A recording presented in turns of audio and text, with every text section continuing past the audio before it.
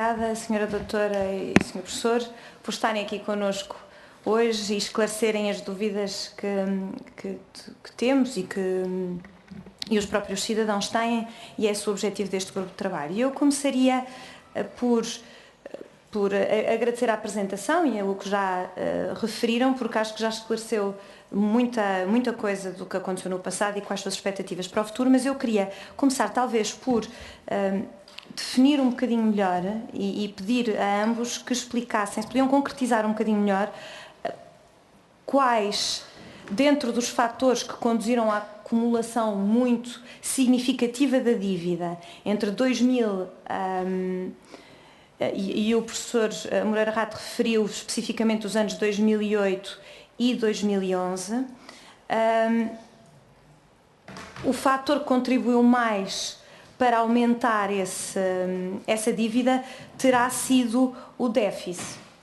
A questão que eu ponho é se podem concretizar os valores, estará próximo dos 10%, e isso suscita-nos uma observação. A doutora Cristina Casalinha referiu que quando o déficit externo se encontra perto de 10%, historicamente nós acabamos por fazer um pedido de auxílio em entidades externas. Portanto, se nós tínhamos nesse período entre 2009 e 2010 déficits da ordem e por vezes ultrapassando os 10%, era já um sinal bastante significativo que alguma coisa podia correr extraordinariamente mal a seguir. E, portanto, queria saber a vossa opinião sobre este assunto. E depois o professor João Moreira Rato referiu aqui as consequências da dívida muito elevada. Eu acho que é importante efetivamente compreender as consequências da dívida elevada, porque existe uma percepção que é uma espécie de almoço grátis, em que o Estado paga e pronto, e depois não acontece nada, mas às vezes é preciso efetivamente pagar essa dívida, a certo ponto é preciso pagar a dívida. E essa dívida muito elevada tem influência não só na forma como, e o professor referiu muito bem, a capacidade que um país e um Estado têm de suavizar os choques, mas mesmo excluindo esse fator que é muito importante, afeta o próprio comportamento das empresas e das famílias. Quando uma dívida é muito elevada, antecipando já que poderá haver problemas para o futuro, as empresas e as famílias começam desde já a ter comportamentos que se calhar não teriam se estivessem numa situação em que o país não está tão endividado. E, portanto, eu gostava também de concretizar isso um bocadinho mais.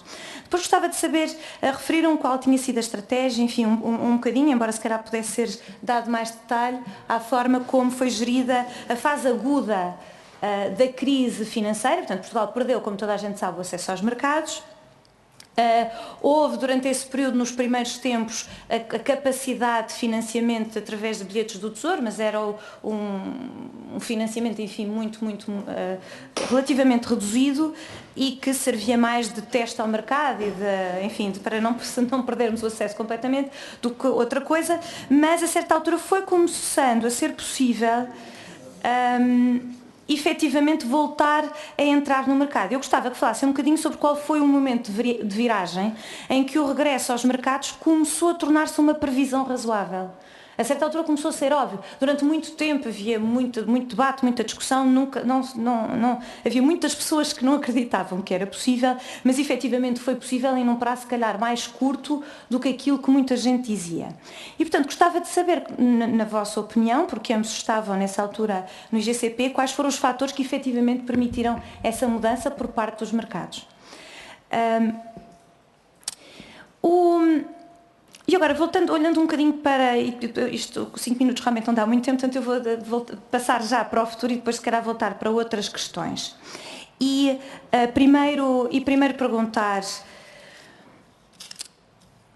referiram, e o professor referiu, que o contributo positivo do saldo primário é cíclico.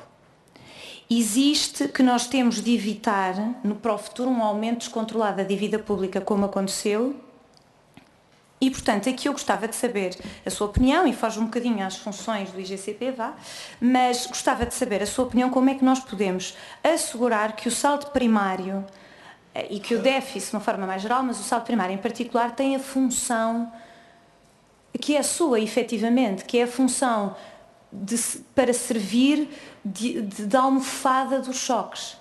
Porque o que tem acontecido em Portugal, e aconteceu agora de forma muito óbvia durante a crise, é que a posição em que nós nos encontramos em 2011 foi de tal forma desesperada, começou em 2010, foi de tal forma difícil, que não pudemos usar o saldo primário da forma como era natural ser usado.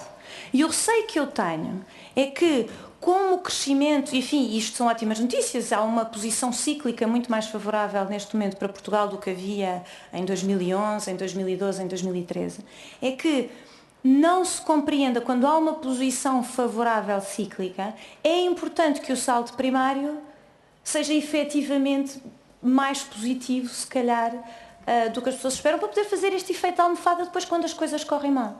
E, portanto, eu gostava de saber qual é a opinião de ambos sobre o que fazer para que em Portugal o saldo primário comece efetivamente a ter o papel que devia ter, porque nos últimos anos não tem tido. E esgotei o meu tempo. Obrigada. Muito obrigado.